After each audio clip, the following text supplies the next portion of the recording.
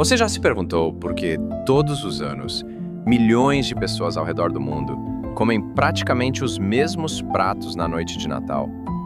O que parece apenas tradição familiar esconde séculos de história, religião, guerras, escassez e símbolos ancestrais que moldaram cada item da ceia natalina.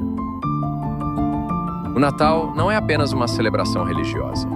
Ele é o resultado de tradições pagãs, cristãs e culturais que atravessaram continentes e séculos.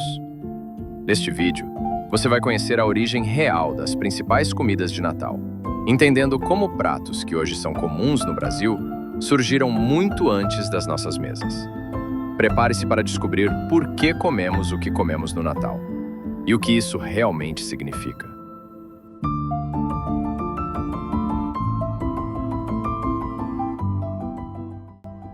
Peru de Natal, o símbolo da abundância.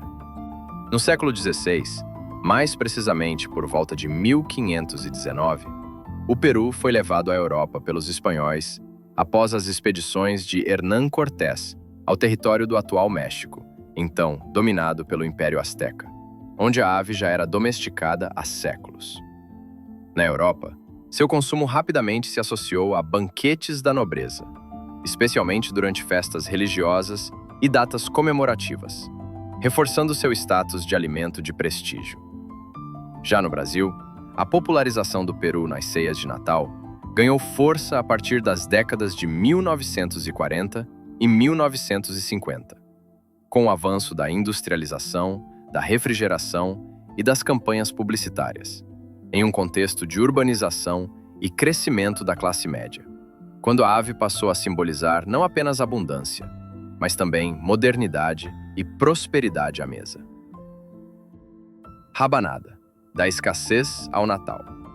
Registros históricos indicam que preparações semelhantes à rabanada já existiam desde a Idade Média, por volta dos séculos XIII e XIV, em países como Portugal, Espanha e França, onde era conhecida por nomes diferentes e frequentemente associada à Quaresma e ao Natal, períodos marcados por restrições alimentares impostas pela Igreja Católica. O prato era valorizado por aproveitar o pão amanhecido, um alimento central na dieta europeia, e por fornecer energia em tempos de escassez, graças ao uso de ovos, leite e açúcar, ingredientes relativamente acessíveis.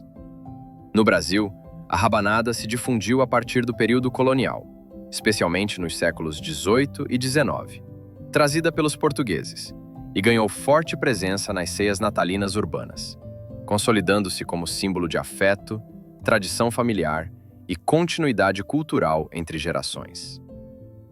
Panetone, um erro que virou tradição. Os primeiros registros documentados do panetone remontam ao século XV, durante o governo de Ludovico Sforza, Duque de Milão, período em que a cidade vivia forte crescimento econômico e cultural. A versão mais difundida da lenda associa o doce a um jovem chamado Tony, que teria improvisado a receita após um erro na cozinha, dando origem ao pane di Tony, expressão que teria evoluído para panetone. Historicamente, porém, sabe-se que pães enriquecidos com frutas eram comuns em festas religiosas de inverno na Itália, pois simbolizavam prosperidade e celebração. No Brasil, o panetone ganhou força a partir do final do século XIX e início do século XX, com a chegada de imigrantes italianos, e se consolidou nas ceias natalinas, especialmente após a industrialização da panificação, nas décadas de 1940 e 1950, quando passou a ser produzido em larga escala e associado à ideia de união, fartura e tradição natalina. Bacalhau, religião e conservação.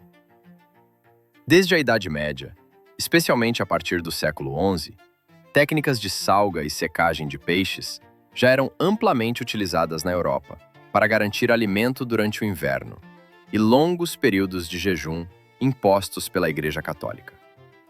O Gadus morrua, abundante no Atlântico Norte, passou a ser intensamente explorado entre os séculos XV e XVI, durante a Era das Grandes Navegações, quando portugueses alcançaram regiões como a Terra Nova e a Islândia, consolidando rotas de pesca e comércio do bacalhau salgado. Sua durabilidade, facilidade de transporte e alto valor nutritivo fizeram dele um alimento estratégico tanto do ponto de vista religioso quanto econômico.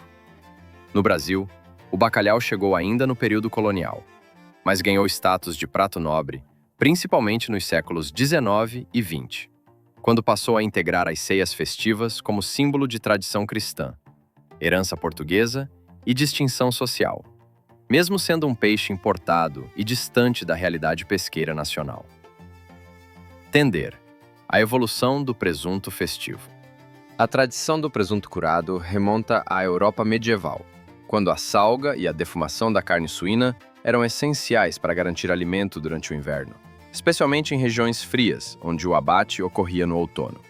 Em países como Alemanha, Itália e Espanha, esses presuntos estavam associados a grandes celebrações após períodos de escassez, simbolizando prosperidade e sobrevivência.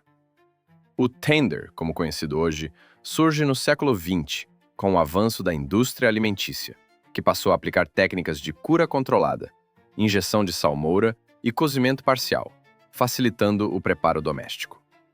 No Brasil, ele se popularizou a partir das décadas de 1970 e 1980, acompanhando a urbanização, a popularização dos fornos domésticos e campanhas publicitárias que o associaram ao Natal, consolidando-se como um prato prático, sofisticado e alinhado à ideia de fartura nas ceias festivas. Arroz à grega. Um nome, muitas culturas. O chamado arroz à grega surgiu no Brasil ao longo do século XX, especialmente a partir das décadas de 1950 e 1960, período marcado pela valorização de pratos visualmente elaborados e pela influência da culinária internacional reinterpretada de forma local. O nome faz referência genérica à ideia europeia de abundância e variedade, já que, historicamente, a culinária grega utiliza muitos legumes, ervas e cores, embora não exista na Grécia um prato equivalente. A combinação de arroz branco com legumes, frutas secas ou frescas, dialoga com o contexto de festas de fim de ano, quando ingredientes mais variados estavam disponíveis, reforçando simbolicamente prosperidade e celebração. Nas ceias brasileiras, o arroz à grega se consolidou como acompanhamento festivo, por unir simplicidade, rendimento e impacto visual, tornando-se um clássico associado à fartura e à mesa compartilhada. Farofa: a identidade brasileira na ceia. A farofa tem origem nos povos indígenas do Brasil, que já utilizavam a farinha de mandioca muito antes da chegada dos portugueses, sendo esse um dos principais alimentos das populações nativas desde o período pré-colonial. A partir do século XVI, com a colonização, a farinha passou a acompanhar carnes, caldos e ensopados trazidos pelos europeus, funcionando como elemento de adaptação às condições locais e às limitações de ingredientes importados. Ao longo dos séculos XVIII e XIX, a farofa se consolidou como acompanhamento popular em diferentes regiões do país, ganhando variações com gordura animal, ovos, carnes e temperos. Nas ceias natalinas brasileiras, ela simboliza a miscigenação cultural e a identidade nacional, unindo heranças indígenas, africanas e europeias em um prato simples, mas profundamente representativo da mesa brasileira. Salpicão: a influência moderna. As saladas frias que deram origem ao salpicão têm raízes na culinária europeia dos séculos XVIII e XIX, especialmente em países como França e Portugal, onde preparações com carnes desfiadas, legumes cozidos e molhos eram servidas em banquetes e celebrações durante o inverno, aproveitando alimentos previamente cozidos e conservados. No Brasil, o salpicão se popularizou ao longo do século XX, sobretudo a partir das décadas de 1950 e 1960, com a difusão da maionese industrializada e o crescimento das ceias familiares urbanas. A receita foi adaptada aos ingredientes locais, incorporando frango, cenoura, milho, ervilha, maçã e frutas, o que conferiu leveza e frescor ao prato. Assim, o salpicão passou a ocupar um papel de equilíbrio na ceia natalina brasileira, contrastando com pratos mais gordurosos e reforçando a diversidade e a abundância à mesa. Conclusão: a ceia de Natal é muito mais do que comida. Ela é um retrato vivo da história da humanidade, misturando religião, sobrevivência, imigração e cultura.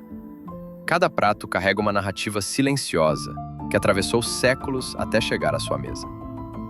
Se você gostou de entender a história por trás das tradições que vivemos sem questionar, curta o vídeo, se inscreva no canal e compartilhe esse conhecimento. Aqui, a curiosidade tem raízes profundas.